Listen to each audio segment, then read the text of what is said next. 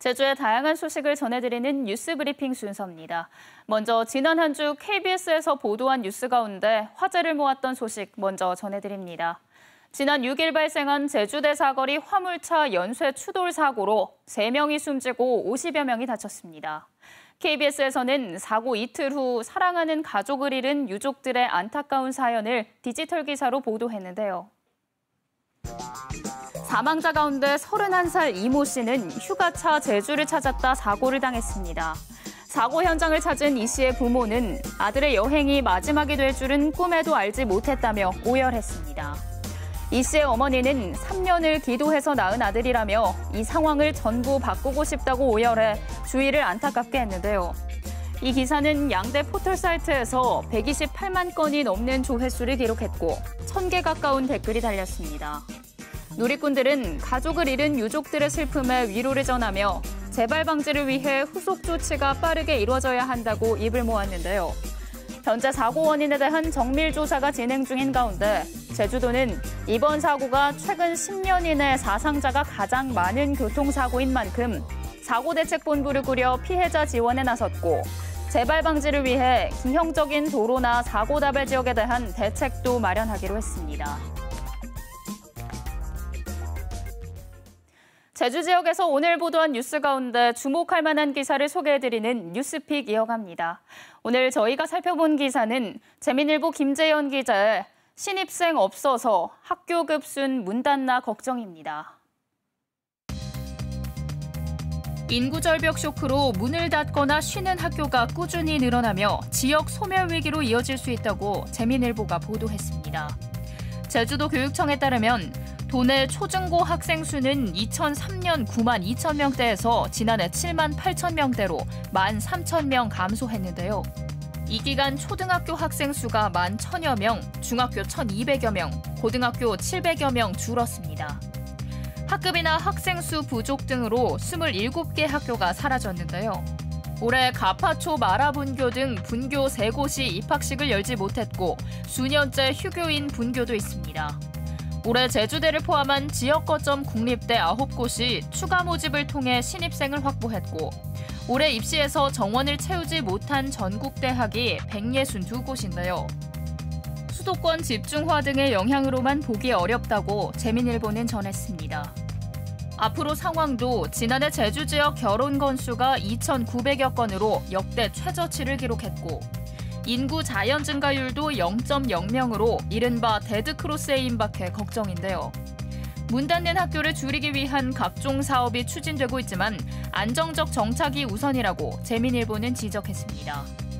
제주도 교육청은 소규모 학교를 살리기 위한 사업이 일부지만 학생 수가 늘어나는 효과를 봤다며 지자체와 협력해 지속적인 방안을 마련하겠다고 밝혔습니다. 인구 절벽에 따른 학교의 위기를 전한 재민일보 김재현 기자의 보도를 오늘의 뉴스픽으로 전해드렸습니다. 최근 제주시 연동과 노형동에 들어서는 민간 아파트 분양가가 치솟으면서 집값 상승을 부추기고 있다는 우려가 나오고 있죠. 제주도가 주택시장의 과열을 막고 투기 방지를 위해 민간 택지 분양가 상한제 도입을 추진한다고 밝혔는데요. 오늘 시사용어로 분양가 상한제에 대해 정리해드립니다. 분양가 상한제란 건설사가 공동주택 분양가를 너무 올려서 받지 못하도록 상한선을 정해두고 그 이하로 분양가를 정하도록 제한하는 제도입니다. 분양가 규제는 1977년 분양가 상한가 제도로 시작해 1989년에는 분양가를 택지비, 건축비에 연동하는 원가 연동제를 시행했는데 1999년 폐지됐고 2005년부터 분양가 상한제가 다시 시행됐습니다. 분양가 상한은 표준 건축비와 택지 비용에 가산비를 더해 결정하는데요. 분양가 상한제로 집값을 안정시켜 내 집 마련 부담을 줄여준다는 취지입니다. 반면 건설사의 수익성이 떨어져 주택 공급을 위축시키고 공급이 줄면서 집값은 물론 전세 시장도 오른다는 비판적인 시각도 있는데요. 현재 분양가 상한제는 공공택지 아파트에만 의무 적용되고 민간 택지 아파트는 제한적으로 적용되나 보니 최근 제주 지역 민간 아파트 분양가가 폭등하고 있죠. 이에 제주도는 제주특별법 8단계 제도 개선에 민간택지 분양가 상한제와 주택 전매 행위 제한 특례 권한 이양을 추진한다고 밝히고 단기적으로는 국토교통부에 투기 과열지구나 조정 대상 지역 지정을 요청하고 주택도시보증공사와 함께 고분양가 지역을 관리지역으로 지정해 분양보증서 심사를 강화하는 방안도 검토하고 있습니다. 계속해서 주요 단신 정리해드립니다. 세월호 참사 7주기를 앞두고 생존자 15명이 국가를 상대로 손해배상 청구 소송에 나서기로 했습니다. 세월호 사고 당시 학생 20여 명을 구했지만 정신적 트라우마에 시달리고 있는 화물차 운전기사 김동수 씨 등 제주 지역 생존자들은 내일 제주지방법원 앞에서 기자회견을 열고 소송을 제기한다고 밝혔습니다. 이들은 2015년 3월 제정된 세월호 피해 지원 특별법에 따라 국가로부터 배보상을 받았지만 지금도 후유증에 시달리는 등 제대로 된 배보상을 받지 못했다고 주장하고 있습니다. 제주도는 내일 한국교통안전공단 제주지부와 제주경찰청, 도로교통공단 제주지부 등으로 구성한 제주교통안전 거버넌스 실무협의회를 열고 지난주 화물차 연쇄 추돌 사고가 발생한 제주대 교차로에 대한 개선 방안을 논의합니다.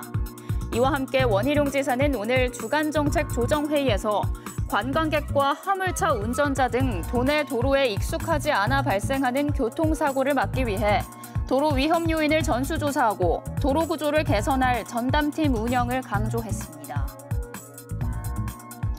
제주지방법원 형사 3단독은 인터넷 회선을 임대하겠다는 글을 온라인 중고거래 사이트에 올려 수년간 피해자들에게 인터넷 사용료 수백만 원을 속여 가로채고 불법 스포츠 도박 사이트에서 도박한 24살 남성에게 사기와 국민체육진흥법 위반죄를 물어 징역 1년 6월을 선고했습니다.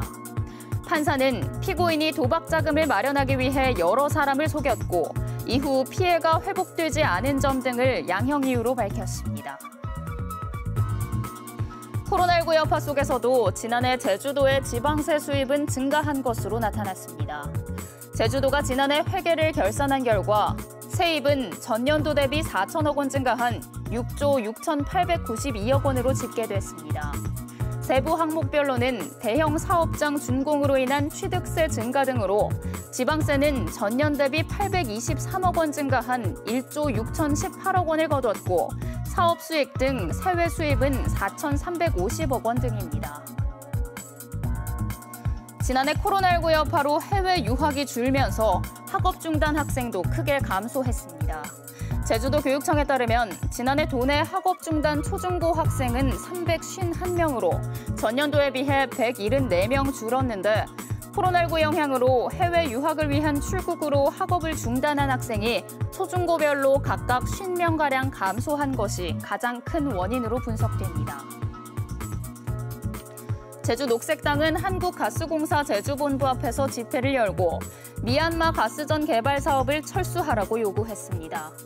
제주녹색당은 미얀마 시민사회단체 미얀마를 위한 정의조사에 따르면 한국가스공사에서 참여한 사업 수익 상당액이 미얀마 국영 석유기업을 통해 군부자금으로 이전되고 있다며 사업 철수를 요구하는 온라인 서명운동도 진행하고 있다고 밝혔습니다. 지금까지 뉴스브리핑이었습니다.